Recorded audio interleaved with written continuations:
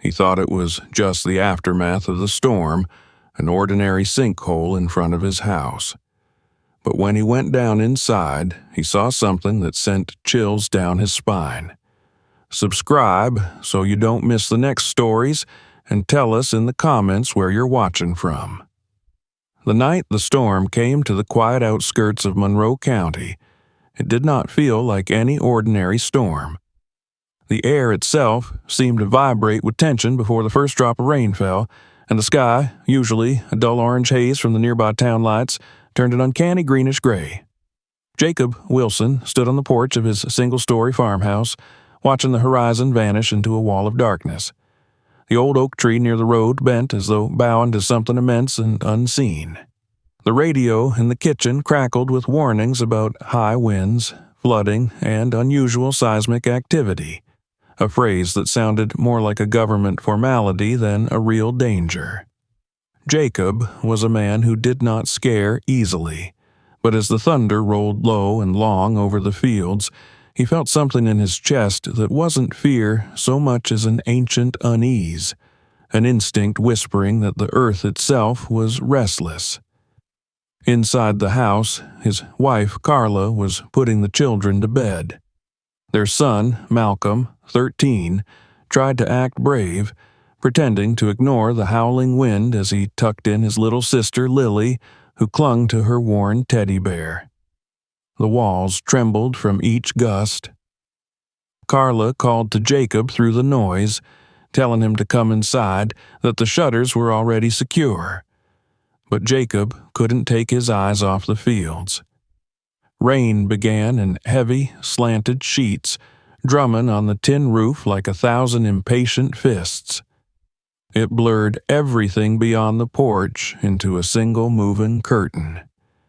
Somewhere in the distance, a transformer exploded with a flash of blue-white light, and the neighborhood sank into near-total darkness.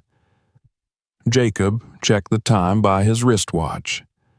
Midnight. He stayed on the porch another few minutes, feeling the boards tremble faintly beneath his boots. The storm was strong, yes, but there was something else. The sound that followed the thunder was not the crack of splitting wood or flying debris. It was a deep, subterranean groan, like the earth was turning in its sleep. He felt it in his knees, in the soles of his feet. Carla appeared in the doorway, her nightgown clinging to her legs from the humid air. "Jacob, come in now," she said, her voice a mixture of irritation and worry. He turned to her, nodded once, and stepped back into the dim yellow light of the living room.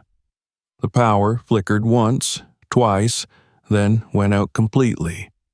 The only light came from the faint glow of his flashlight, standing upright on the kitchen table. The children were asleep on the couch now, curled together beneath a quilt. Carla sat beside them, her face pale in the beam. Outside, the rain roared like the ocean. Then, just as suddenly as it had begun, the wind fell away, leaving behind an eerie silence. Jacob could hear each raindrop now, individual, deliberate, and the faraway croak of frogs emerging after the storm. For a moment, he allowed himself to think it was over. At dawn, a faint mist hung over the soaked fields. The air smelled of wet earth and something else, something metallic, as if lightning had melted the soil itself. Jacob stepped outside, the grass squelching under his boots. The sky was washed clean, pale blue with streaks of white cloud. Across the yard, the world seemed calm again, until he saw it. Near the edge of his property, where the gravel driveway curved toward the road, the ground had collapsed inward, forming a massive circular pit. It looked like the earth had simply given up and swallowed itself. The edges were uneven, still crumbling softly in places, and a faint shimmer of rising vapor made the air above it tremble. Jacob froze.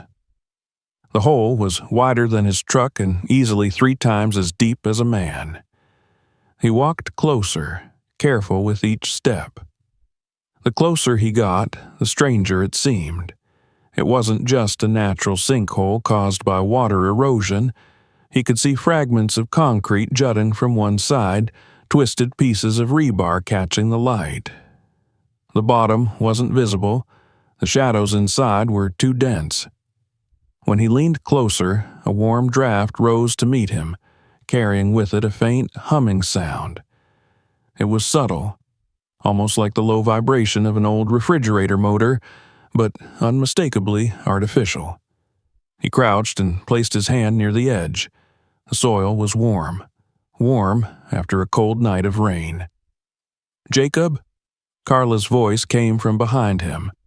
He turned to see her standing by the porch steps, one hand shading her eyes from the sun. "What is it?" she called. He gestured for her to stay back. She frowned, took a step forward, then stopped when she saw the size of the hole. "Lord, have mercy," she whispered. The children, drawn by curiosity, appeared behind her, still in pajamas. Jacob raised his voice, telling them to stay by the porch. "Don't come closer."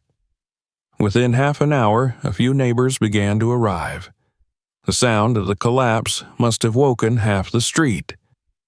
Marcus Dean, a young mechanic who lived 2 houses down, pulled up in his pickup and whistled when he saw it. "Never seen anything like that," he said, shaking his head. Old Mr. Lawrence, who had lived in the area since the 50s, muttered that the ground here had always been strange, though he couldn't say why. Everyone had theories: stormwater erosion, a burst pipeline, maybe even an old well given way, but Jacob said nothing. He just kept looking at those pieces of concrete half buried in the dirt, their smoothness too deliberate to be natural. As the morning went on, more people gathered. Some took pictures with their phones. Others stood quietly, uneasy. Carla called the local authorities, who promised to send someone as soon as possible. Jacob knew what that meant. Maybe a few days. It was Sunday after all, and half the county was still dealing with fallen trees and power lines. He tried calling the county engineer's office himself, but the line only played a recorded message about storm response prioritization. By late afternoon, the crowd thinned.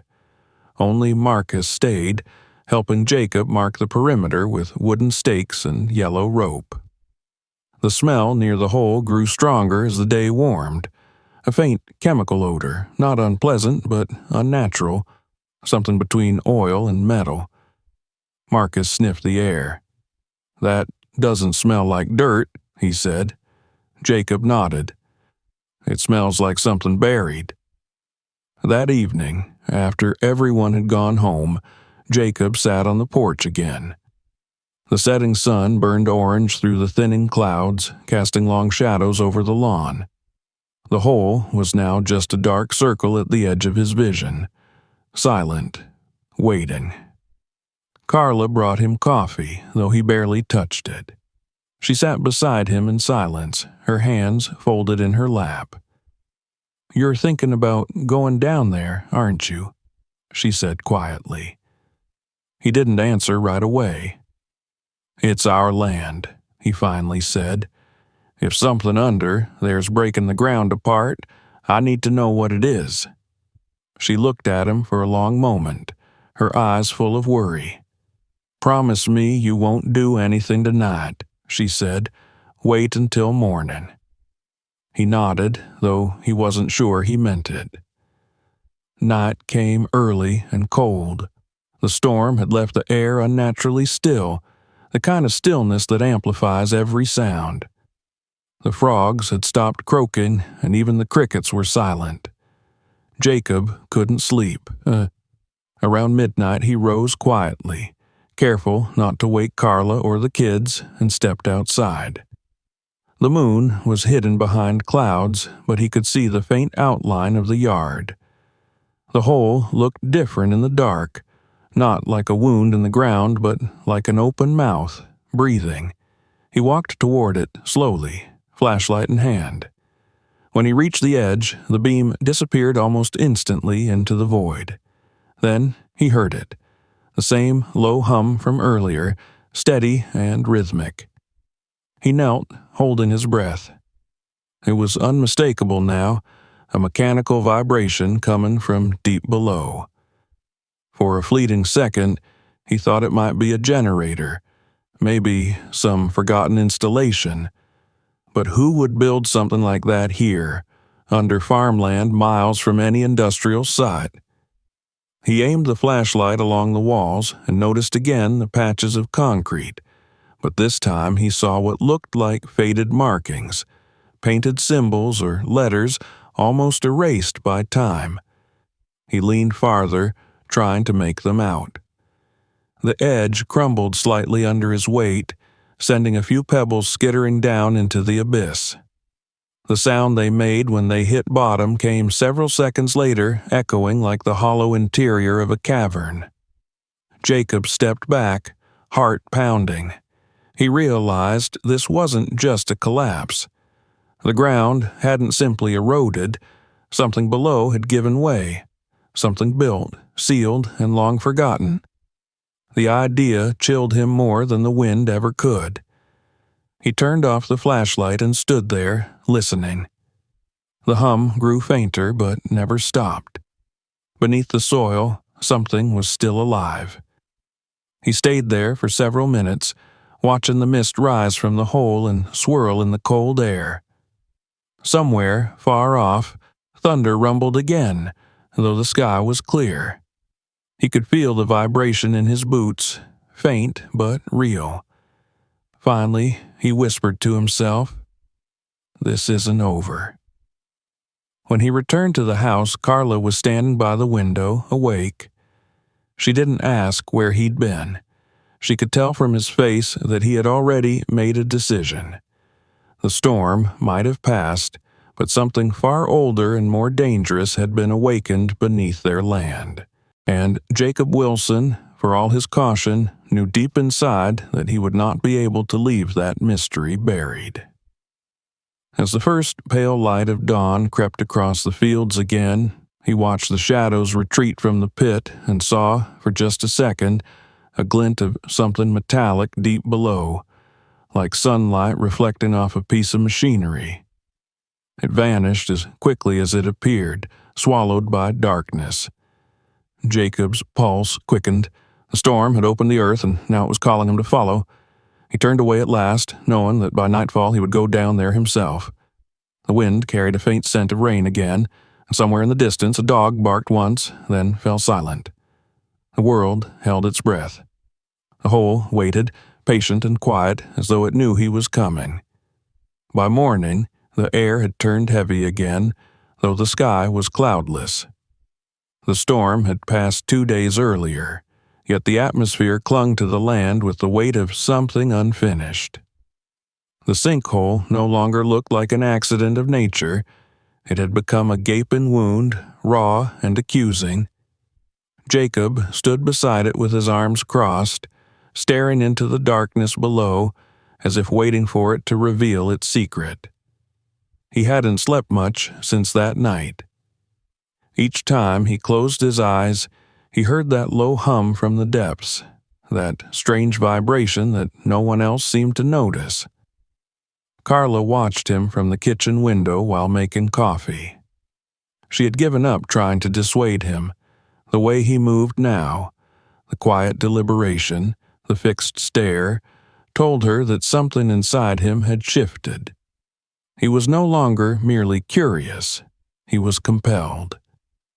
She brought the mug out to him and placed it on the hood of his truck without saying a word.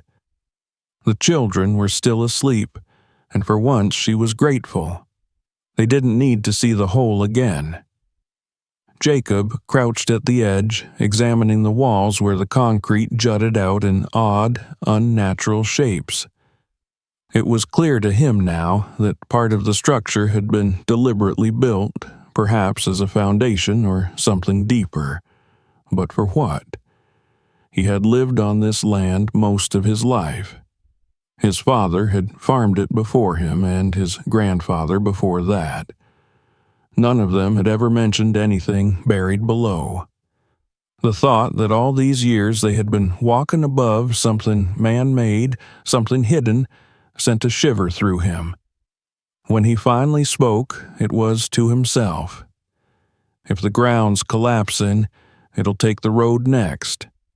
Maybe the neighbor's property too. It wasn't curiosity, he told himself. It was responsibility. He had to know what was under there, if only to protect his family. He went to the shed and began gathering supplies. An old climbing rope from his younger days, a heavy-duty flashlight, gloves, and a pair of thick work boots. The air inside the shed smelled of oil and rust, familiar and grounding. He found his father's military rucksack in the corner and filled it with essentials: water, a folding knife, a few markers to mark his way. When Marcus arrived an hour later, Jacob was already testing the rope against the rear hitch of his pickup truck. "You're not going down there," Marcus said at once, though his tone carried more disbelief than authority. "Somebody has to," Jacob replied. "It's my land, and if the rest of this starts to fall in, I need to know what's causing it." "Man, that thing could cave in on you," Marcus said, looking at the edges of the hole. "It's not safe." Jacob glanced at him. "Neither is letting it spread." The younger man sighed, then walked back to his truck and pulled out a harness from his toolbox. "At least use this," he said, handing it over. "It's from my climbing days. You fall, it might save you." Jacob accepted it with a nod. "You mind staying up here and keeping tension on the rope?" Marcus hesitated, then nodded. "You got it. But if that ground starts moving again, I'm hauling you up whether you like it or not." They shook hands without another word. Carla came out briefly, her face pale, holding Jacob's jacket. "At least wear this," she said softly. "It's colder down there." He saw the fear in her eyes and tried to smile. "I'll just look around," he said, though he knew it was a lie. He felt as though something down there was waiting for him, and if he didn't face it now, he never would. He stepped to the edge, tested the rope once more, then began his descent. The earth was damp and loose near the top, crumbling under his boots. Every few feet, he drove a metal spike into the side to hold the line steady. The smell of soil and wet stone filled his lungs. As he went lower, the air grew warmer. He paused and aimed the flashlight downward. The beam caught the glint of metal deep below, something flat and reflective. When he reached the halfway point, he realized the hole wasn't as natural as it seemed. The sides were lined with compacted earth only in some places. In others, smooth surfaces of concrete and rusted steel formed irregular patches, as though an old structure had been swallowed by the ground long ago. He ran his hand along one of the slabs and felt grooves etched into it. Letters, almost erased by time. The paint was faded, but he could make out the remnants of stenciled text. "Section C, authorized personnel." The words froze him. Section C. The designation sounded military, official. He played the beam of light along the surface again and found the ghost of a faded insignia, a star surrounded by a circle. He had seen it before in old photos of his grandfather's service days. The rope creaked above him as Marcus adjusted his grip, calling down, "You good, man?" Jacob didn't answer right away. "I'm fine," he finally said. "Almost at the bottom." The ground beneath his boots leveled out sooner than he expected. The beam revealed a rough floor of broken concrete and mud. The air here was thick with the scent of rust and oil, and somewhere nearby water dripped steadily. Jacob turned slowly in place, illuminating his surroundings.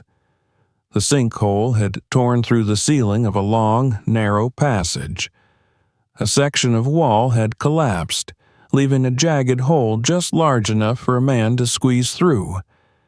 The passage beyond was dark, but the faint hum he had heard before was louder here, pulsing in rhythm with a distant mechanical beat. He crouched and crawled through the gap. On the other side, the space widened into a corridor lined with metal conduits and pipes.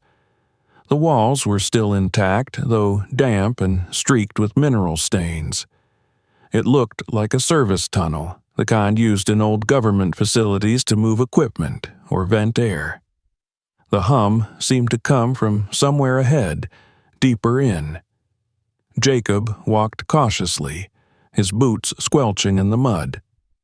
The flashlight beam caught shapes on the walls, rusted signs, broken fixtures, and in one place, a long crack running the entire length of the corridor. He touched it lightly. Warm air leaked through, faint but steady.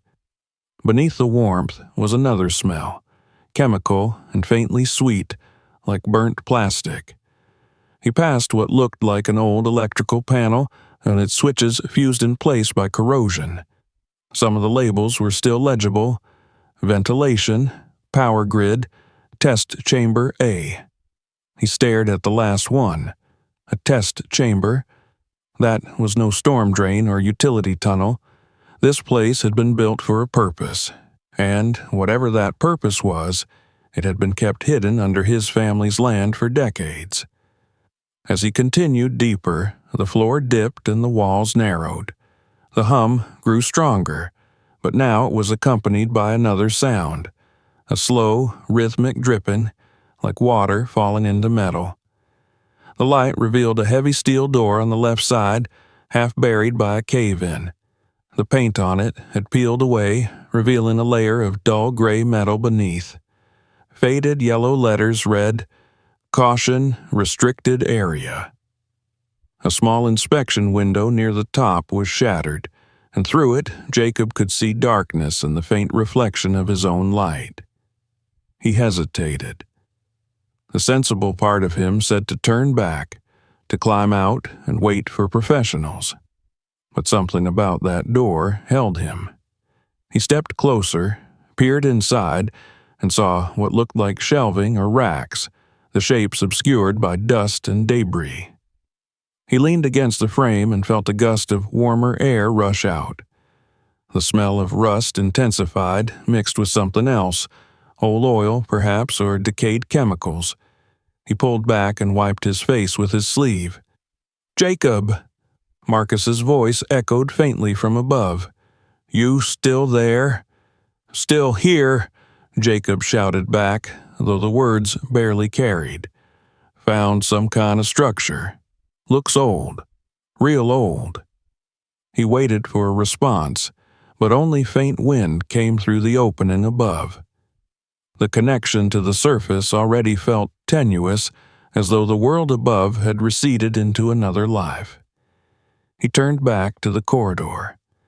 The hum was louder now, unmistakably mechanical, but it pulsed irregularly, as if coming from a machine on its last breath.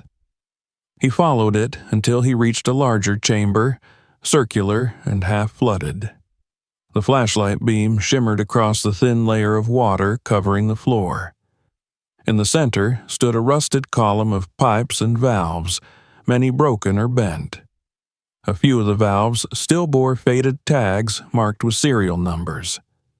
On one of them, barely visible beneath grime, was another label: Deep Soil Initiative. The words sent a strange chill through him. He didn't know why, but the phrase felt familiar, as though he'd heard it long ago, maybe in one of his grandfather's stories from his army days. He approached the column and touched the metal. It vibrated faintly, the same rhythm as the hum that filled the air. Somewhere beneath him, something was still running, some mechanism alive after half a century. He scanned the room again and noticed a metal desk pushed against the wall, half submerged in the shallow water. Papers floated around it, the ink washed away long ago. Behind the desk hung a faded map pinned to the wall, its edges curled with moisture. The letters were barely legible, but he could make out part of a schematic showing tunnels and labeled zones. Section A, Section B, Section C. His location glowed faintly on the paper, outlined in red. Section C. The hum deepened for a moment, a low rumble that made the walls tremble slightly. Jacob took a step back, alarmed. The vibration subsided, but a fine drizzle of dust fell from the ceiling. He looked up and saw a fracture spreading slowly across the concrete. The place was giving way, the structure losing whatever strength it had left. He knew he couldn't stay much longer. He turned toward the entrance, but before leaving, he took one last look at the column and the nameplate on it. Deep Soil Initiative. He whispered the words aloud, testing their sound, as though speaking them might unlock their meaning.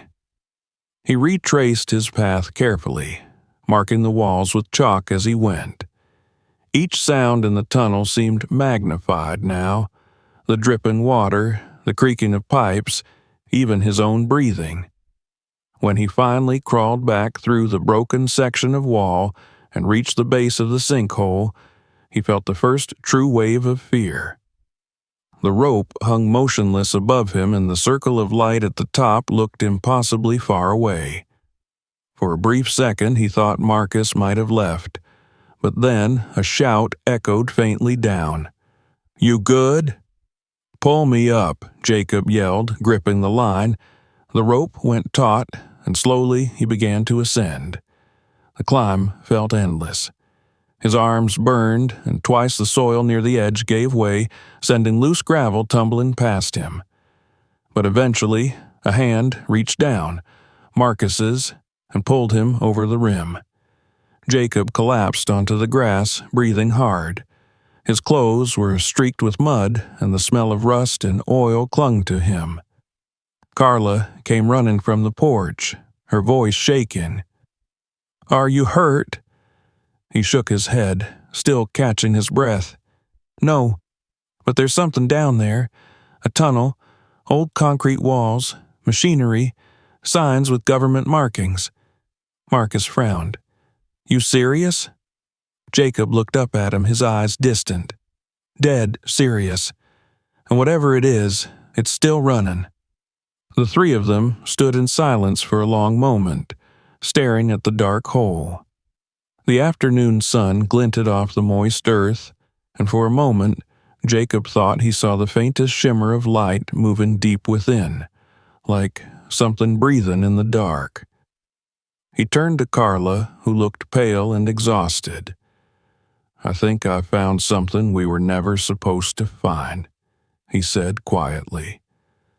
That night, as the wind picked up again and the sky glowed faintly orange in the distance, Jacob sat alone by the window, staring out at the black shape of the sinkhole. The sound of the hum was gone now, or maybe he just couldn't hear it from here. But in his mind it still pulsed, faint and insistent, as though calling him back. He knew that this was only the beginning, that the hole was more than a collapse, more than an accident of weather. It was an opening into the past, into a secret that had been buried under his land long before he was born. And now that he had seen it, he understood there would be no peace until he uncovered the rest.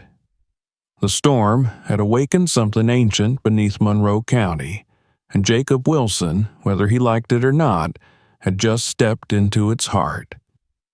The following morning arrived gray and still, as if the earth itself was holding its breath. The sinkhole lay quiet again, though Jacob could not shake the sense that it was only pretending to sleep. He had barely spoken through breakfast, his mind returning again and again to the words he'd seen in the tunnel. Deep Soil Initiative. The name carried weight, a kind of official menace. Carla watched him from across the table, her hands wrapped around a mug that had gone cold. She didn't ask what he had found. She already knew it was something he couldn't explain without sounding insane. He left the house before sunrise, walking across the damp grass to the place where the ground had opened. The edges were beginning to harden, forming jagged shelves of dried mud. The morning mist clung to everything, turning the air metallic. When he crouched and looked down, he saw no sign of the corridor he'd entered the day before. It was hidden now beneath shadows. Yet the memory of those rusted walls, the sealed chambers, and the faint vibration beneath his boots still haunted him. Jacob couldn't get the phrase Deep Soil Initiative out of his mind. The lettering had been official, stenciled like something from the military. His grandfather, Samuel Wilson, had served in the U.S. Army Corps of Engineers during the 1950s. Jacob remembered hearing stories as a boy, vague recollections about ground projects, test drills, and federal soil studies. At the time, they had sounded dull, the way old men talked about work no one understood. Now, decades later, it seemed the past had literally surfaced under his feet. He went to the attic after lunch, climbing the narrow wooden stairs that creaked beneath his weight. Dust swirled in the air like thin smoke, catching in the beams of light that filtered through the small circular window. The smell of cedar and thyme filled the space. He rummaged through old boxes, opening one marked S. Wilson Personal. Inside were tools, medals, faded photographs, and bundles of yellowed papers tied with twine. He unwrapped them carefully, his fingers trembling slightly. There were photographs of men in uniform standing near concrete structures half buried in dirt, the kind of utilitarian construction that could be anything: bunkers, storage silos, test sites. One photo in particular caught his eye. It showed a group of men beside a freshly poured concrete wall with the same type of lettering he had seen underground. Section C. Standing near the middle of the group in his work uniform and hat was his grandfather. On the back of the photo, written in pencil in his grandfather's steady handwriting, were the words, October 1957. "Keep quiet, Sam." Jacob sat there for a long time, the photo trembling between his fingers. He could almost hear his grandfather's voice now, low and measured, warning him never to dig too deep, never to disturb what was buried. He'd always thought it was a metaphor for family secrets, not a literal command. At the bottom of the box, wrapped in oilcloth, he found an old letter addressed to Samuel Wilson from the U.S. Army Engineering Division. The paper was brittle, the ink slightly faded, but the words were legible. "Thank you for your continued service on Project DSI. As per federal directive, this correspondence is to remain confidential. All materials pertaining to the Deep Soil Initiative are to be sealed at the completion of construction and are not to be discussed with non-cleared personnel." It was dated 1958. Jacob leaned back against the beams of the attic and exhaled.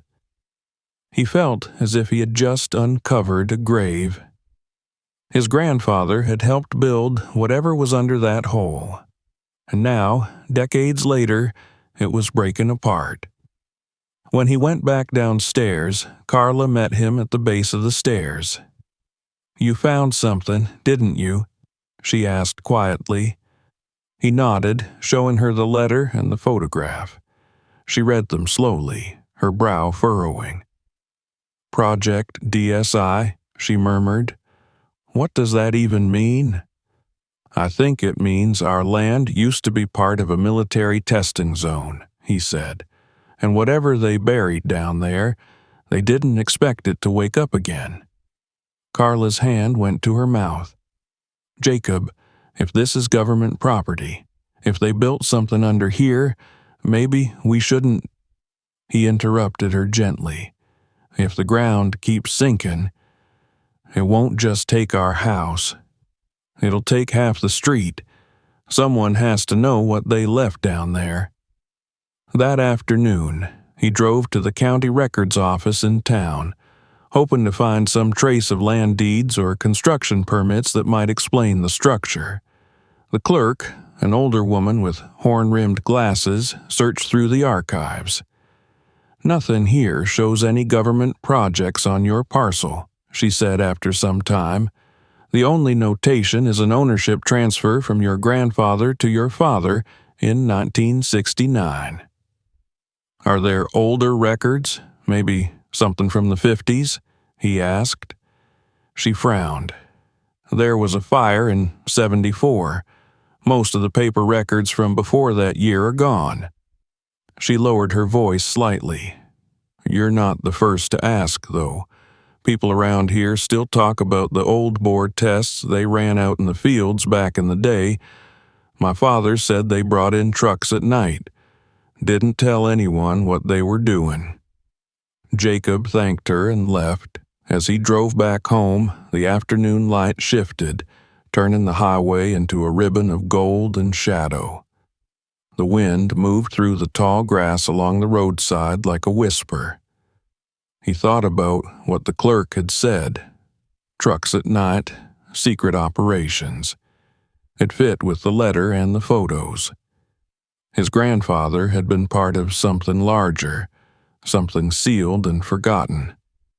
Back home, he spread everything on the kitchen table. The photographs, the letter, the documents he had managed to copy from the courthouse. Carla stood beside him, arms crossed. The children were in their rooms, mercifully unaware. Jacob traced a finger over the map in one of the photos, noting the faint outlines of what looked like a grid of tunnels. "If this was Section C," he said, pointing to the marking, "then there had to be at least Sections A and B." "You think it's all connected?" she asked.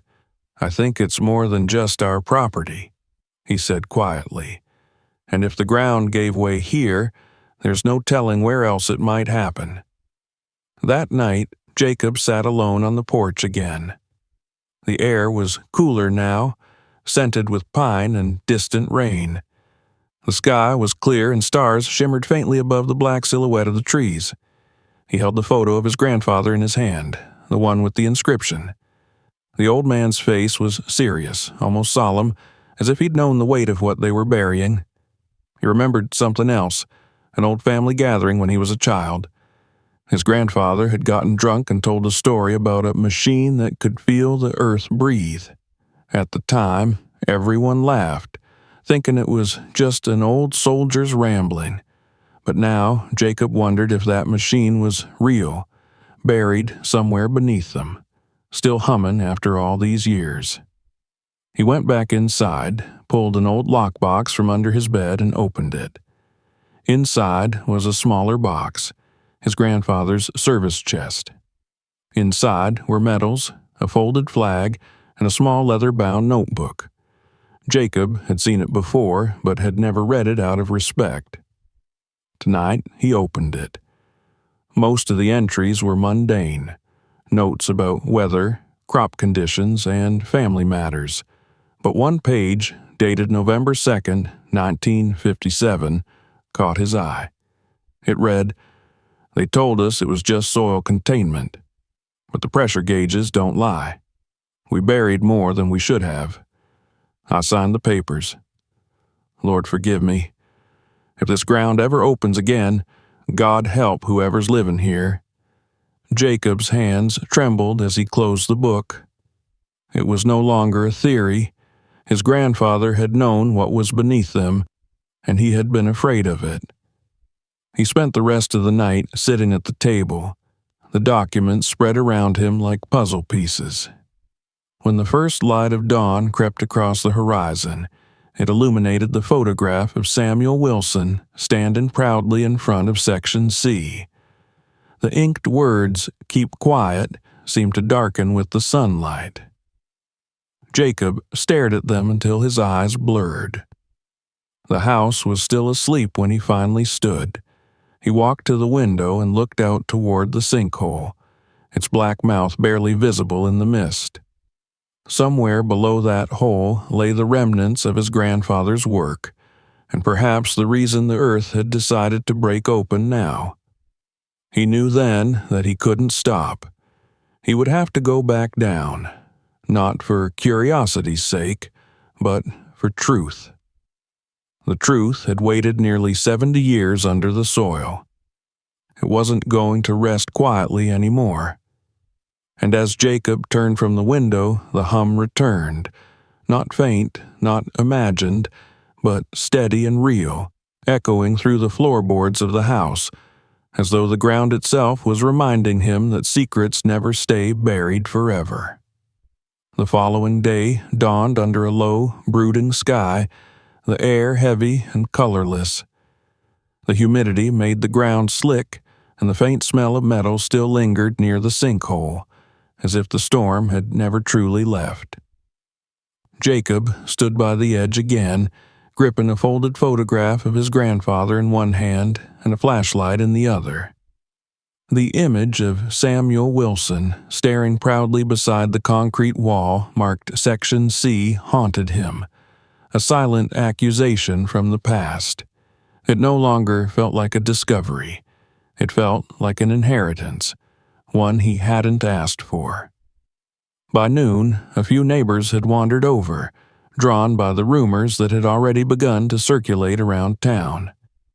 Word had spread that Jacob had gone down into the pit, that he'd found tunnels and machinery, even that he'd uncovered government property. Some came out of curiosity, others out of fear. They clustered near the roadside, whispering among themselves, unsure whether to believe him. Marcus arrived last, his truck throwing up a cloud of dust as it pulled to a stop. He stepped out, holding a small video camera and a coil of rope. "If we're going back down," he said, "we better do it right this time." Carla stood on the porch with her arms folded, watching the men prepare. There was exhaustion in her eyes, but also resignation. She had tried reasoning with Jacob the night before, begging him to call someone, to let the authorities handle it. But Jacob had already called, and the county office had given the same useless answer. Engineers were busy assessing storm damage in nearby towns, and it could take several days before anyone could inspect the site. He had heard the tone in the woman's voice, detached, procedural, like she was reading from a checklist. No one would come until it was too late. Marcus adjusted the straps of his harness. "You sure you want to do this again?" he asked. "That place looks like it's about to collapse." Jacob nodded. "That's exactly why we have to. If it keeps spreading, it'll reach the road next, maybe the gas line." Old Mr. Lawrence, who had come to watch, stepped closer. His lined face looked unusually grim. "Son, this land's got more history than most folks care to remember," he said. "When I was a boy, we used to see trucks come through at night. Government ones. They said they were testing soil composition for building foundations, but no one ever saw what they were really doing. You think this," he gestured to the sinkhole, "is just the ground given up after all these years?" Jacob met the old man's gaze. "I think this is something they buried coming back to the surface." Lawrence nodded slowly, as if that answer had been waiting decades to be spoken aloud. "Then I'm going with you," he said. Marcus gave him a startled look, but Lawrence only smiled faintly. "Don't worry, boy. I may be old, but I remember things you don't. If there's something down there worth finding, you'll want someone who knows where to look." The three men descended together. The earth groaned faintly under their weight, but the rope held. When Jacob's boots touched the bottom, the familiar scent of oil and rust rose to greet him. The air was thicker today, and the hum was stronger, vibrating through the soles of his feet. He led the way through the collapsed section of wall into the corridor, his flashlight cutting narrow slices through the darkness. The tunnel looked worse than before. Cracks veined the ceiling, and chunks of concrete had fallen to the floor. The shallow puddles from the last visit were now slick with a faint rainbow sheen, an oily residue that rippled whenever they stepped near. As they moved forward, Lawrence ran his hand along the wall, his fingers tracing the faded, stenciled letters. "See this texture?" he said. "That's not standard military mix. They reinforced it with some kind of chemical compound. We used to pour stuff like this when they needed containment. You don't use that for storage. You use it to keep something sealed." Jacob glanced at him. "Sealed from what?" Lawrence shrugged, but his eyes betrayed unease. "Could be anything, from volatile waste to gas pressure chambers. Back then, they didn't tell the laborers much, just paid them to pour and keep quiet." They reached the large circular chamber where Jacob had first seen the rusted pipes and valves. The column still stood in the center, silent except for the low rhythmic hum echoing through its base. But now, something else had changed. The floor had cracked open along one edge, revealing a black fissure beneath the shallow water. Marcus knelt beside it, shining his light downward. The beam disappeared almost instantly. "That's not just a crack," he said. "That's a shaft." Jacob crouched beside him and aimed his own flashlight into the gap. The smell rising from it was foul, sweet, chemical, and decayed, like a mix of old gasoline and rotten fruit. He felt a faint dizziness after inhaling and quickly pulled back. Lawrence sniffed the air, his expression tightening. "That's nitroglycerin residue," he muttered. "Haven't smelled that since the old mine days. Whatever's leaking down there, it's explosive." The word hung in the air like a verdict. Jacob looked around the chamber again, his heart pounding. The pressure gauges on the old pipes were quivering slightly, as if something deep below was moving. "If these tanks are leaking," he said quietly, "then the ground's not just sinking, it's destabilizing from the inside." They spent nearly an hour documenting everything. Marcus filmed the pipes, the fissure, the corrosion, and the markings. Lawrence pointed out faint labels on the wall that none of them had noticed before. Arrows and numbers forming a rough pattern that seemed to lead deeper underground. Jacob followed them with the beam of his flashlight until the markings vanished into another collapsed corridor. "It's all connected," he murmured. "Section C might just be one part of a whole grid." When they finally climbed back out into the daylight, their clothes were damp and the metallic smell clung to their skin. Carla was waiting at the top, her expression shifting from relief to alarm when she saw their faces. "What happened?" she demanded. Jacob held up the camera. "We found something worse than just old concrete," he said. "There are chemicals down there, containers, and a gas buildup." Marcus added, "One of the cracks is still widening. If there's pressure building underground, it could spread." Lawrence rubbed his hands together slowly, his gaze drifting toward the distant houses. "You need to get the county out here tonight. Not next week, not tomorrow." Jacob agreed. He went inside and called every number he could find. The local fire department, the environmental safety office, even the state emergency hotline. Each call was met with the same polite detachment. Officials promising to log the report and prioritize it for investigation. He tried explaining about the chemicals, the risk of explosion, the structural collapse, but the responses never changed. One operator even suggested he might be mistaken about the nature of the materials. By dusk, the frustration had hardened into anger. He stood on the porch, staring at the glowing windows of his neighbors' houses. They didn't know what was coming. None of them did. He had seen the fissures spreading under the street, creeping toward other properties. The ground under their entire community was rotting from within. That night, as the sky darkened and the crickets returned, the first tremor came. It was subtle at first, like the roll of distant thunder. The dishes on the kitchen shelf rattled. Carla froze mid-step, her eyes wide. "Was that another earthquake?" she whispered. Jacob didn't answer. He stepped outside just as the second tremor struck, stronger this time.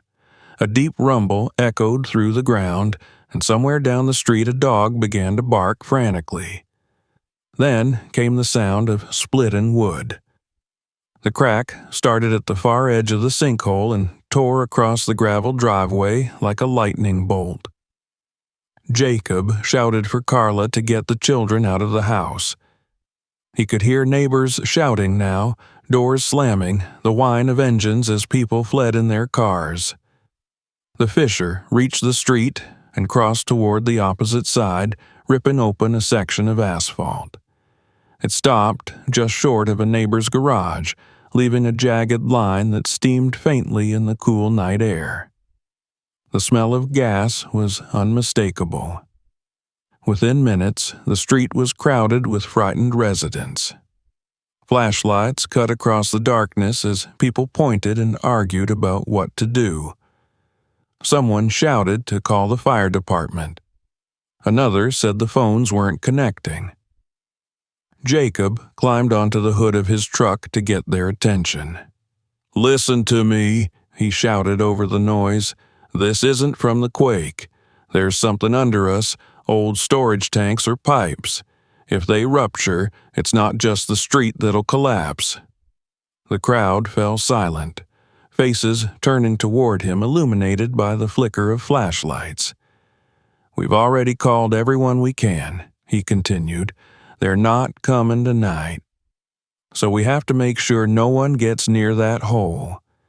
Keep your kids inside, stay away from the cracks. If you smell gas, leave your house." The authority in his voice surprised even him. For a moment, no one moved. Then Marcus stepped forward and nodded. "He's right. We need to block the street." The others began to follow, dragging sawhorses and garbage bins to mark off the danger zone. Someone brought reflective tape from a construction kit.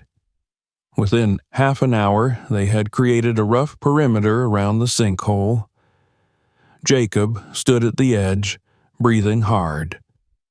The rumbling had stopped, but the ground still felt alive under his boots, a faint pulse running through it like a heartbeat.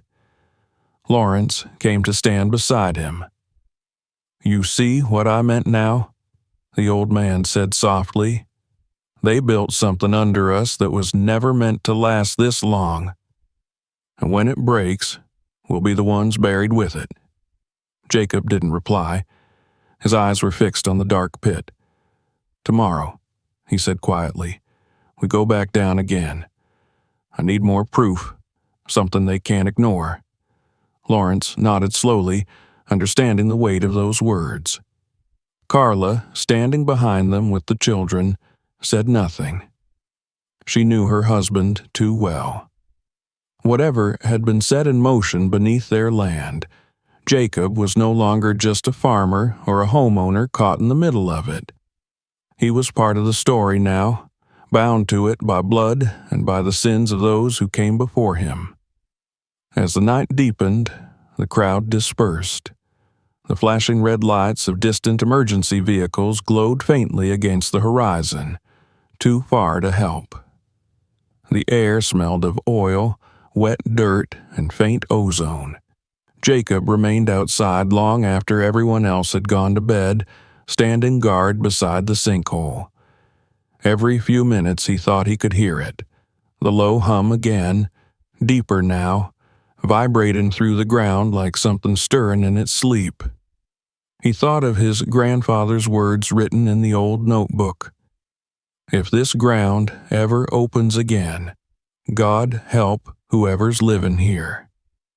The earth had opened, and there was no help coming. Only him, and whatever courage was left to face what lay below. When dawn came, pale and colorless, the street was quiet again. The Fisher across the road steamed faintly in the early light, and the hole seemed to breathe mist into the morning air. Jacob knew what had to be done. He would gather the neighbors again, show them the footage, the documents, the photos of the rusted valves, and he would tell them everything he had learned. The truth had been buried long enough. It was time to bring it to the surface, no matter what it cost. Morning came without warmth. A pale fog lingered over the road, seeping through the fences and hovering above the cracked asphalt like smoke from an invisible fire. The neighborhood was silent, but not peaceful. Every house seemed to lean toward the sinkhole as though drawn to it, yet terrified of what it might reveal. Jacob had barely slept. He sat at the kitchen table, a mug of untouched coffee cooling beside him, the camera Marcus had used resting in front of him like a loaded weapon. The footage inside it, images of rusted tanks, leaking residue, the words Deep Soil Initiative stamped on steel, was his only defense now, his only proof. He knew that soon someone would try to take it from him. Carla entered the kitchen quietly, wrapping her robe tighter around herself. "You didn't come to bed?" she said. "I couldn't," Jacob replied. The ground moved again around 2. I could feel it in the walls. She nodded faintly, glancing toward the window where the fog pressed against the glass. "What are you going to do?" "Tell the truth," he said, "and make sure people listen this time." He spent the next hour preparing. He charged the camera, transferred the footage to his laptop, and uploaded a copy to an online drive in case something happened to the device. Then he wrote down everything: dates, names, descriptions of what they found underground, the chemicals, the warnings, the connection to his grandfather. When Marcus arrived just after sunrise, Jacob was ready. "We're going public," he said. Marcus looked uneasy. "You sure about that? Once you post it, there's no going back. They'll come for it, whoever's responsible for that mess down there." "They already came once," Jacob said, remembering the distant, polite voices on the phone telling him to stay out of it. "This time, they'll have to answer in front of everyone." By noon, the video was live.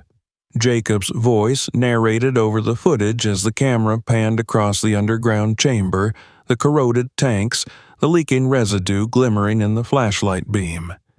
He described how the collapse had begun after the earthquake, how they had found evidence of buried military waste, and how the local authorities refused to respond.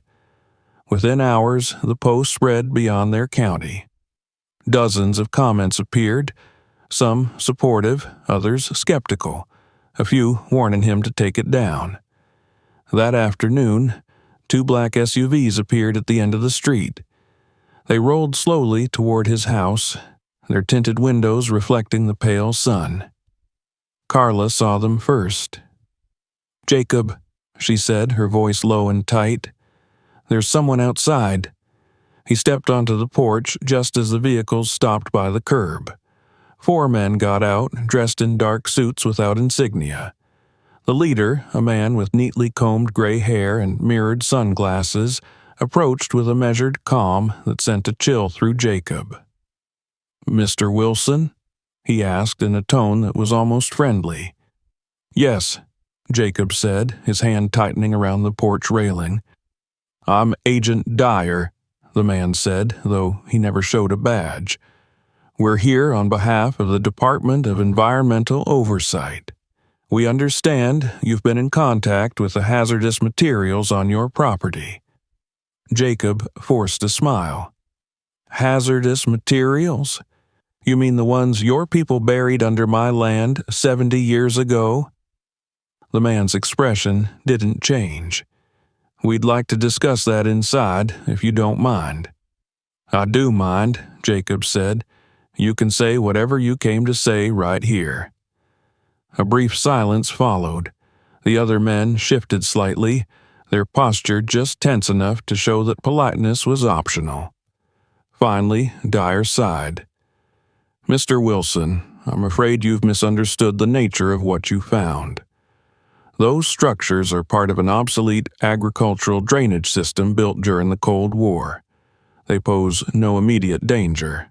However, unauthorized entry is a violation of federal law.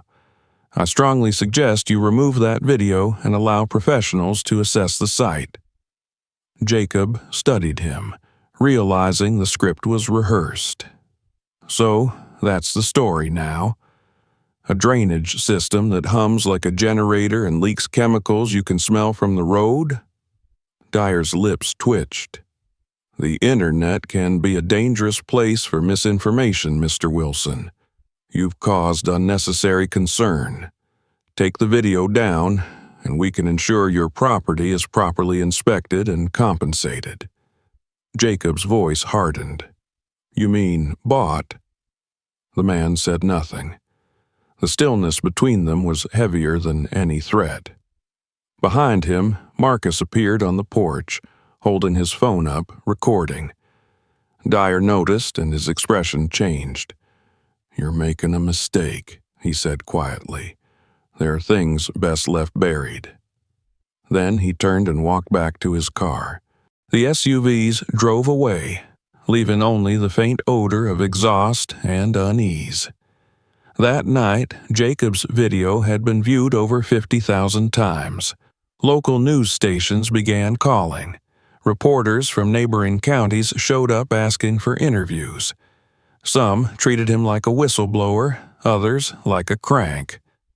One news crew arrived with lights and microphones, setting up by the sinkhole as the neighbors watched from behind fences. The attention made Jacob uncomfortable, but he kept his composure. "This isn't about me," he told the reporter. "It's about accountability. People deserve to know what's under their homes." By evening, the video was gone, deleted, not just from the social platform, but from every account and backup he had made. The online drive showed an error message. When he tried to re-upload the footage, the file was corrupted. Marcus swore it had worked an hour earlier. The only copy left was on the camera, which Jacob now locked in his truck.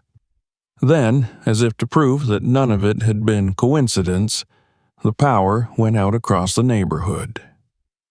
The sudden darkness pressed in like a living thing. Carla lit candles while the children whispered questions she couldn't answer. Outside, the air vibrated faintly again, the hum returning, stronger now, rising from beneath the ground like a pulse. Jacob stepped onto the porch and listened. It wasn't imagination. The sound had deepened, resonating through the boards beneath his feet. Lawrence appeared from across the street, carrying a flashlight. "It's worse tonight," he said. "The fissure by the garage spread another 2 feet. The soil's hollowing out underneath." Jacob looked toward the sinkhole. A faint mist was rising from it again, illuminated by the moonlight. "It's the pressure building," he said. "Something's breaking down inside those tanks." "Then we need to warn the others," Lawrence said. "We will," Jacob replied, "but this time not just the neighbors." He spent the next hours drafting a detailed report, attaching the remaining images Marcus had saved on his phone, the old letters from his grandfather, and every document he'd found linking the land to the government project. He sent it to every journalist who had contacted him and to several independent environmental organizations.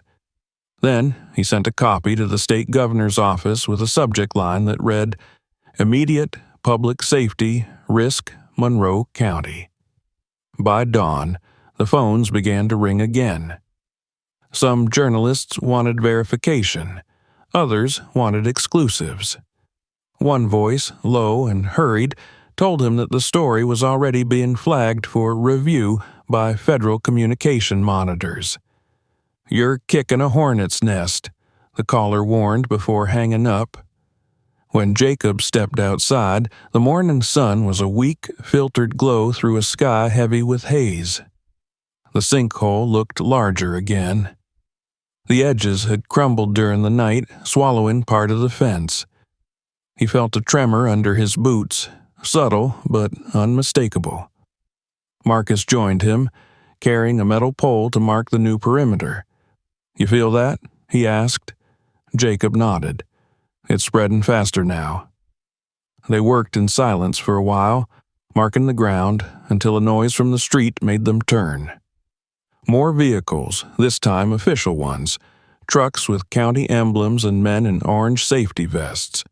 But behind them came another set of SUVs, black and unmarked.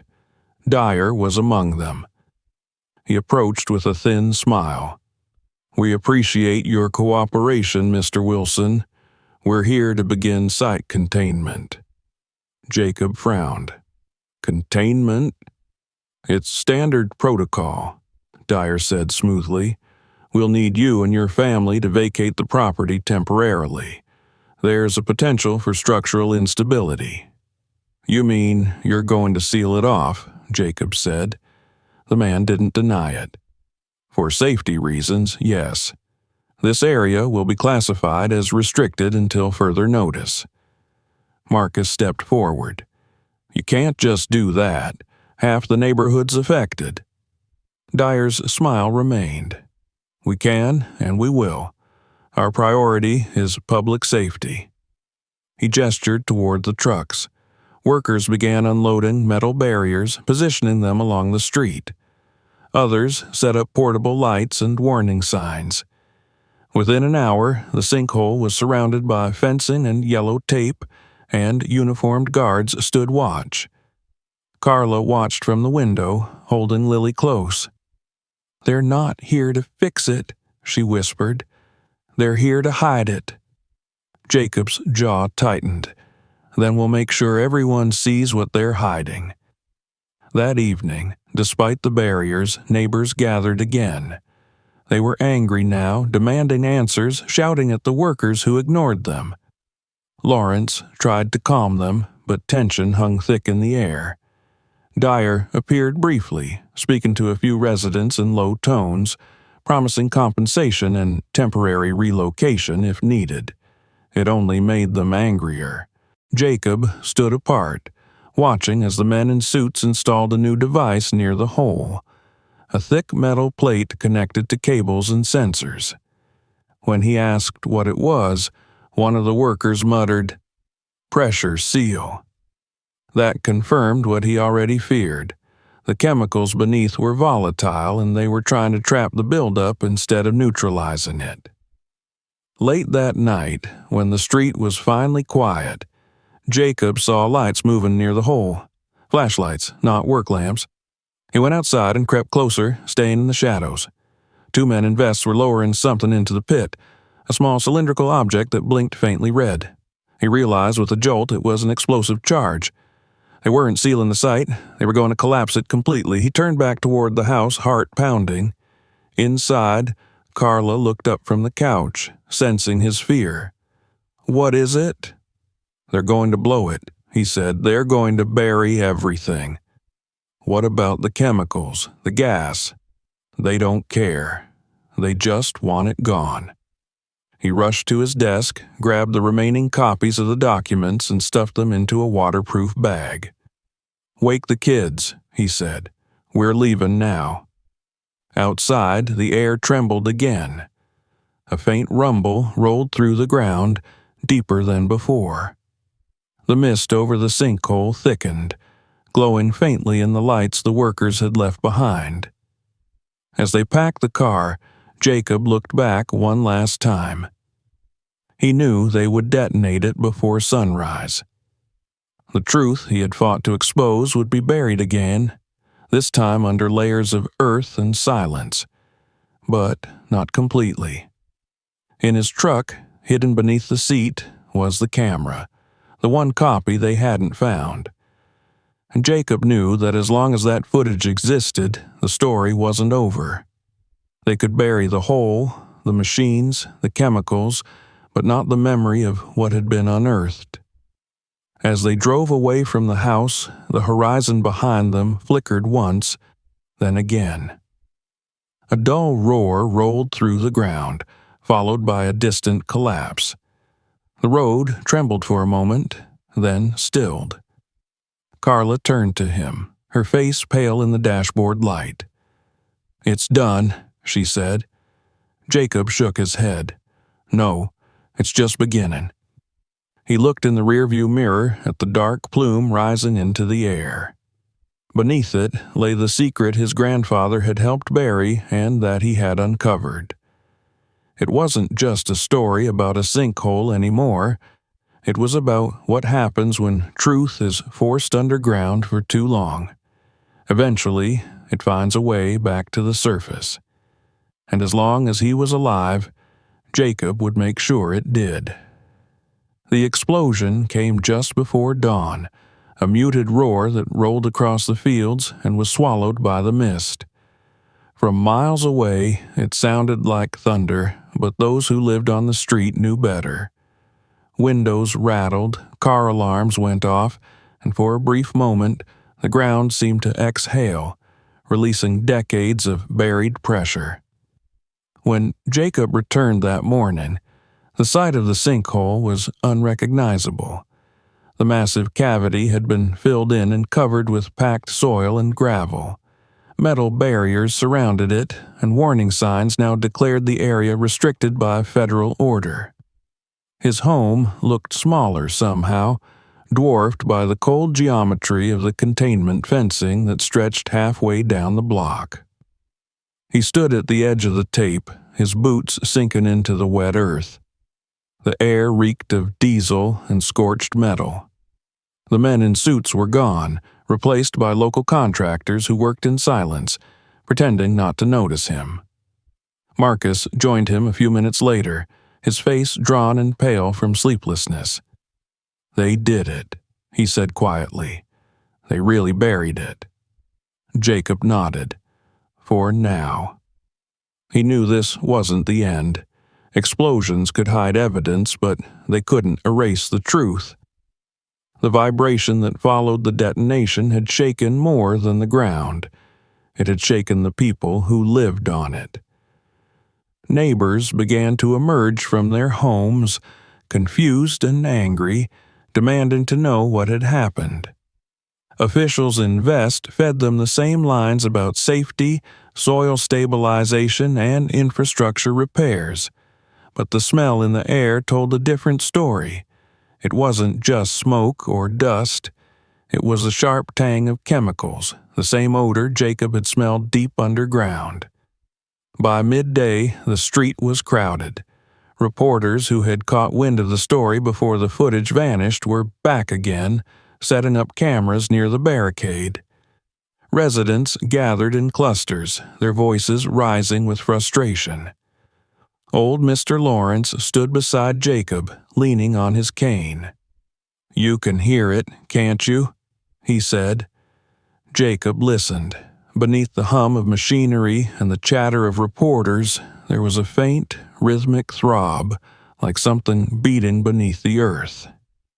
"It's still alive down there," the old man said. "Whatever they think they killed, it's still breathing." The government men didn't return that day, but their presence lingered. A white van with no markings was parked at the end of the road, its windows tinted. Every few hours, the contractors spoke into radios, waiting for instructions. No one answered questions. When Jacob tried to approach, a uniformed worker told him calmly but firmly that he was trespassing on a closed investigation site. The arrogance of it lit a fire inside him. This wasn't their land. It was his family's. Generations of Wilsons had lived here, worked here, built their lives on this soil, never knowing what secrets had been buried beneath their feet. That evening, Jacob called a meeting. He went door to door, speaking to his neighbors, people who had once kept to themselves but were now bound by shared fear. The tremors, the sinkhole, the explosion, they had all felt it. He told them to gather at his house after sunset. Some hesitated, wary of getting involved in something that smelled of government trouble, but most agreed. They were tired of being kept in the dark. When the sun dipped below the horizon, Jacob's living room filled with people. The lights flickered, powered by a small generator since the grid had become unreliable. Marcus stood by the door, keeping watch in case anyone unwanted showed up. Lawrence sat in the corner, his weathered face illuminated by the soft glow of a lantern. Carla moved quietly among the guests, handing out coffee and keeping the children upstairs. Jacob waited until everyone had settled before he began. "They think it's over," he said. "They think that if they throw dirt over it, we'll stop asking questions. But the ground's still moving. You've all felt it. You've smelled it. Whatever they buried, it's leaking into the soil, into our water." A woman named Teresa, who lived across the street, spoke up. "I called the water company this morning. They said everything's normal." "Of course they did," Jacob replied. "They're following the same script. I've seen the documents. My grandfather worked on this project, Deep Soil Initiative.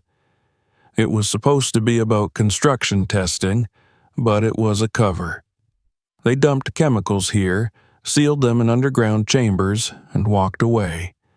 70 years later, those containers are breaking down." Murmurs rippled through the room.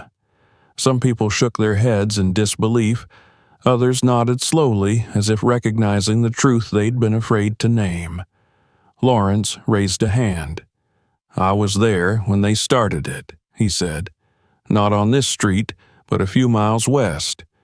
They paid good money to keep mouths shut.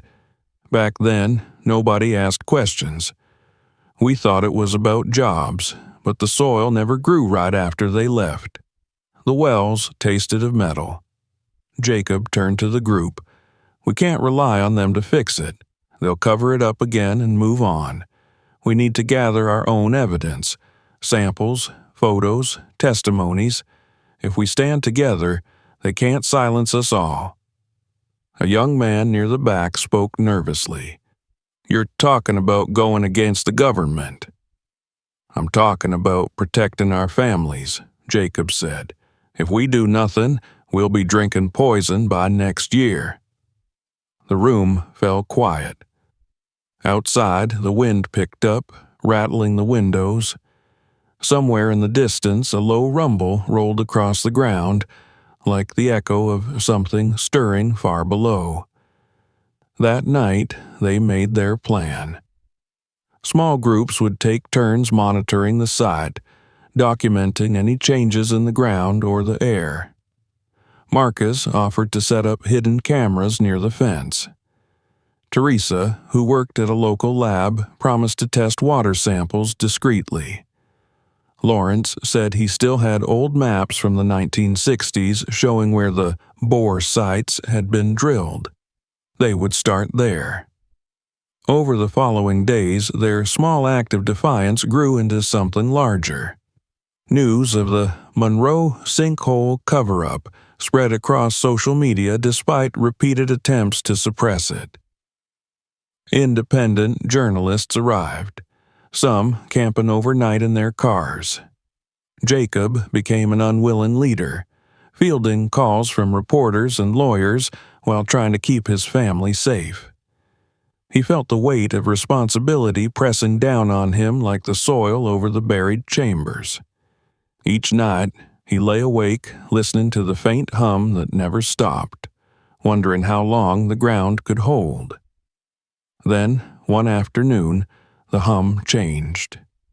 It deepened into a groan that vibrated through the entire street. People ran out of their houses as the earth shifted beneath them.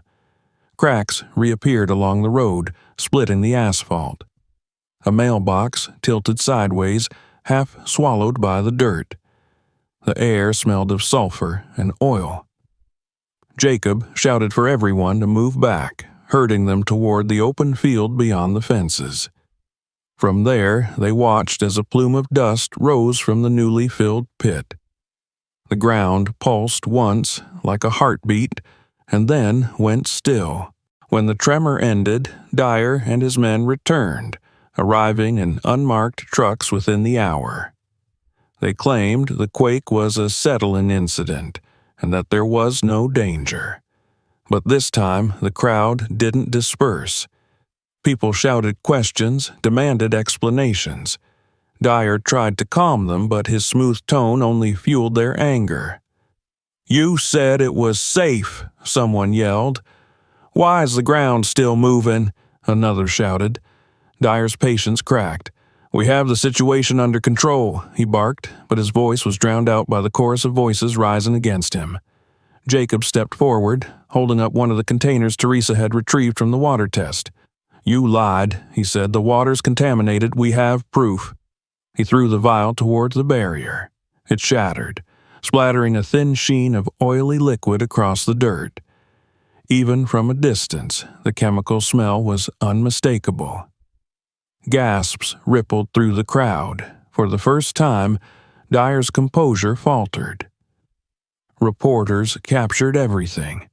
Cameras clicked, microphones extended, questions flew.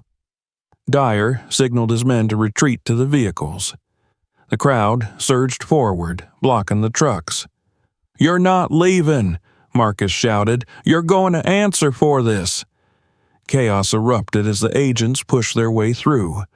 One of them shoved Marcus aside, and Jacob lunged forward, grabbing the man's arm.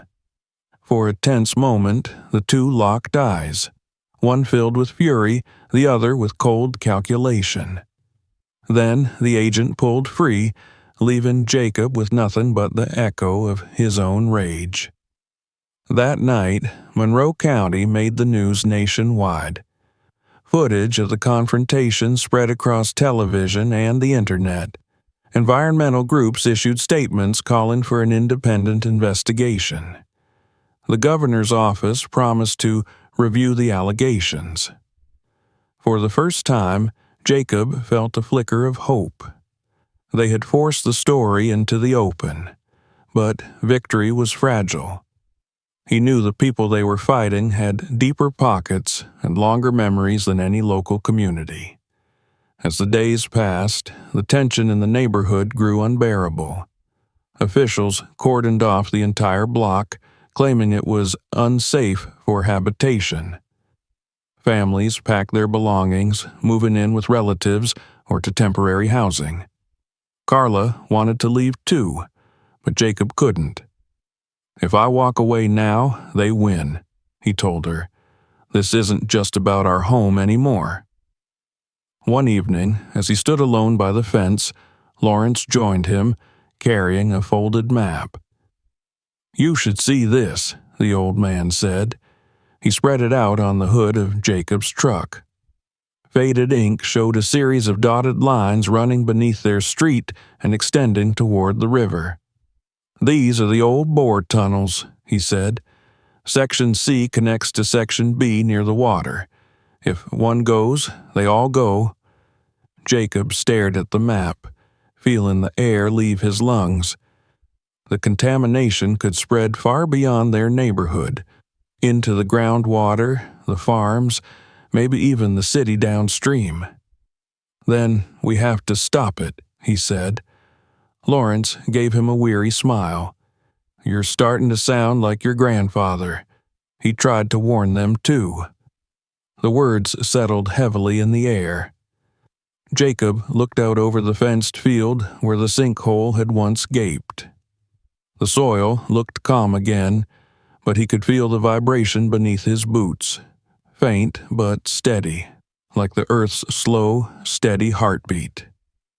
"If this ground opens again," his grandfather had written, "God help whoever's living here."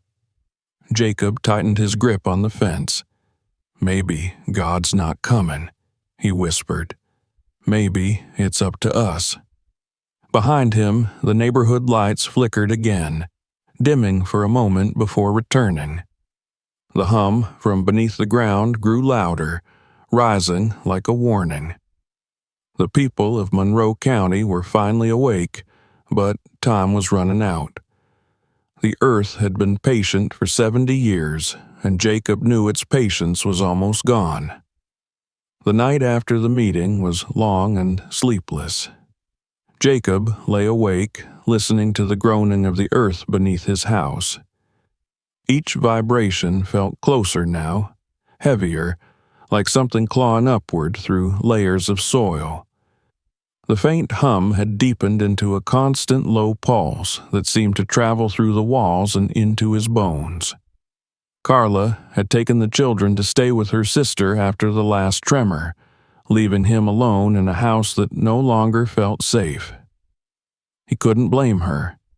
The smell of chemicals had returned, stronger than ever, seeping through the ground like poison gas.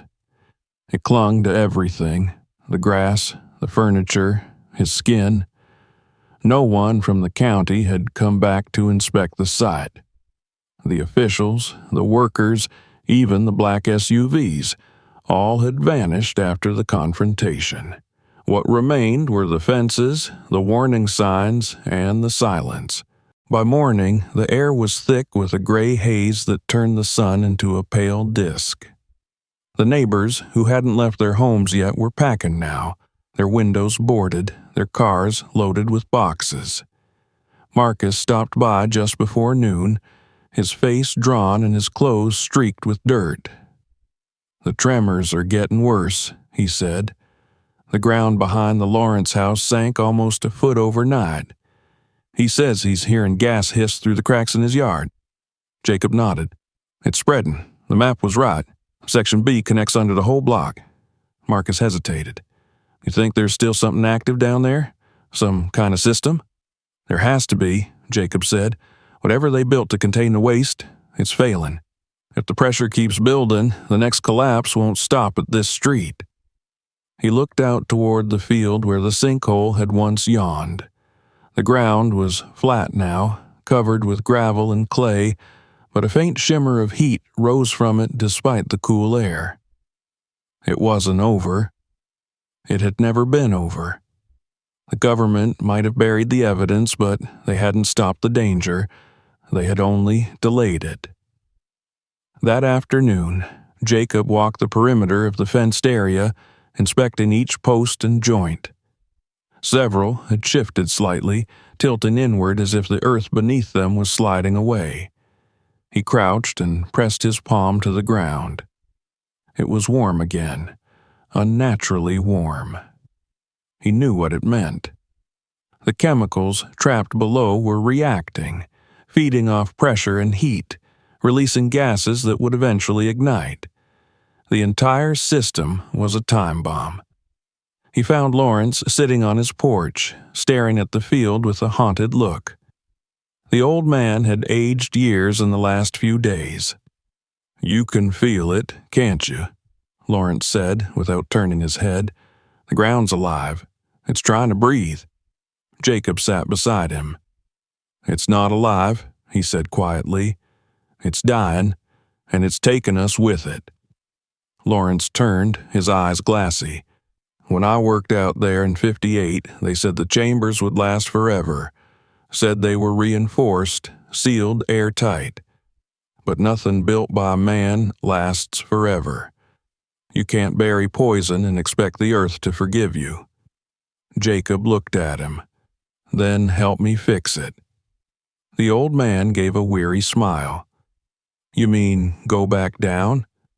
"It's the only way," Jacob said. "If we can find the pressure valve or whatever's left of it, maybe we can stop it from blowing. The system was meant to vent gas somewhere. There has to be a manual shutoff. The map showed a junction beneath Section C. I saw it the first time I went down." Lawrence studied him for a long moment, then nodded slowly. "If we go, we don't come back up unless it's done." That night, they prepared in silence. Marcus brought tools, a crowbar, a coil of heavy rope, flashlights, and a small gas detector he borrowed from his workshop. Jacob packed food, water, and a portable air tank. The air near the field had grown toxic, carrying a metallic taste that burned the throat. A line of mist hugged the ground, faintly glowing under the moonlight. Just after midnight, they cut through the fence and made their way toward the center of the site. The gravel crunched beneath their boots, the sound muffled by the dense air. The heat radiating from the ground was stronger now, forcing sweat down their backs despite the cold night. When they reached the spot where the sinkhole had once been, Jacob stopped. "Here," he said. "This is where it started." They worked quickly, shoveling away the loose gravel until the compacted soil beneath began to give. The gas detector beeped softly, warning of methane and something else, something unidentifiable. "It's bad," Marcus said. "You sure about this?" Jacob didn't answer. He just kept digging. After an hour of grueling work, the ground gave way, revealing the faint outline of the old tunnel entrance, a collapsed seam of concrete. With Lawrence's help, he pried away the remaining debris until the opening was wide enough for a man to crawl through. Warm air rushed out, heavy and fetid, carrying the scent of rust and decay. Jacob turned on his flashlight and peered inside. The tunnel was the same as before, but wetter, darker, and half-flooded. The walls glistened with condensation. A soft vibration ran through the air like the deep resonance of an engine far below. He took a breath from the air tank, adjusted his harness, and crawled in. Marcus followed, then Lawrence. The descent was slower this time. The tunnel twisted downward, the air growing thicker with every step. They passed the chamber with the rusted column now leaning precariously to one side. Steam hissed from cracks in the floor and water dripped from the ceiling in steady streams. The hum was louder here, almost deafening. Lawrence pointed toward the far wall. "There," he said, shouting over the noise. "That's the main junction. The pressure system connects there." Jacob aimed his flashlight. A tangle of pipes disappeared into a reinforced concrete block. At its center was a metal wheel, the valve. It was covered in corrosion, the letters on its surface barely legible. Emergency ventilation release. Marcus cursed under his breath. "If we open that, it could flood the whole system." "If we don't," Jacob said, "the pressure will do it for us." He climbed over the debris toward the valve. The floor vibrated violently now, shaking loose chunks of concrete. He gripped the wheel and tried to turn it. It didn't budge. He strained harder, his muscles trembling until a sharp crack rang through the tunnel. A jet of gas hissed out from the pipe, spraying his arm with a burst of cold vapor. The smell was overwhelming. "Jacob, get back!" Marcus shouted, pulling him away. The hiss grew louder, the valve groaning as if something massive was forcing its way through. Lawrence grabbed a rusted wrench from the floor and jammed it against the wheel. "Help me!" he yelled. Together they heaved. The metal screeched, then finally gave. The wheel spun violently, releasing a thunderous roar of gas that tore through the chamber. The air went white with mist. For a moment, Jacob thought they had made a terrible mistake. But then the vibration changed, slowing, weakening, as if the pressure beneath the ground was finally releasing. The roar faded to a steady hiss. The tunnel stopped shaking. They stood there, panting, surrounded by the rhythmic drip of water and the faint echo of escaping gas. Lawrence leaned against the wall, his face pale but steady. "You did it," he said. "You let it breathe again." Jacob looked around. The pipes were still groaning, but the strain had lessened. "It's not over," he said. "We have to seal it after it vents, or it'll start again." Before they could move, a distant boom echoed through the tunnels, followed by another. Dust rained from the ceiling. Marcus looked up, eyes wide. "That's coming from the surface." "They're detonating the other sections," Jacob realized. "They're trying to collapse the grid." The walls began to crack. Water surged through the fissures, flooding the floor. The light flickered in the mist. "Go!" Jacob shouted. "Get out!" They ran. The tunnel behind them roared as concrete slabs crashed down. The water rose to their knees, then their waists. The exit ahead glowed faintly with moonlight, but it was closing fast as the ground shifted. Marcus reached it first, climbing up through the narrow opening. Lawrence followed, gasping for air. Jacob was last. The water reached his chest, pulling at his legs. He pushed forward, his lungs burning. When he finally grabbed the edge of the opening, a burst of hot air rushed past him as another explosion went off deeper in the tunnel. He felt the heat on his back, the force of the blast lifting him off his feet. Marcus and Lawrence grabbed his arms, dragging him out just as the ground collapsed behind him. They rolled onto the gravel, coughing, covered in mud. The sight was chaos. Plumes of smoke rose from new fissures, and the faint orange glow of fire flickered through cracks in the earth. The hum had stopped, replaced by a deep, hollow silence. The ground was still again, but not at peace. For a long time, none of them spoke. Then Marcus turned to Jacob. "You think it's done?" Jacob looked at the smoking field. "It's stopped for now," he said, "but what's down there won't stay buried forever. They'll rebuild, reseal, and pretend it never happened. And when it breaks again, someone else will have to crawl down there." Lawrence nodded slowly. "Maybe next time they'll listen." The three men stood, watching the horizon turn pale with the first light of dawn. The mist rose from the ground, curling around their feet like ghostly breath. Behind them, the fences were twisted and half buried, the warning signs torn and blackened. The neighborhood was gone, evacuated, condemned, and left to rot. Jacob felt the weight of it all pressing on him, the legacy of his grandfather, the silence of the earth, the knowledge that he had only delayed the inevitable. But he also felt something else: resolve. He reached into his pocket and pulled out the small data drive that Marcus had managed to save from the camera. The evidence was still intact. The truth had survived.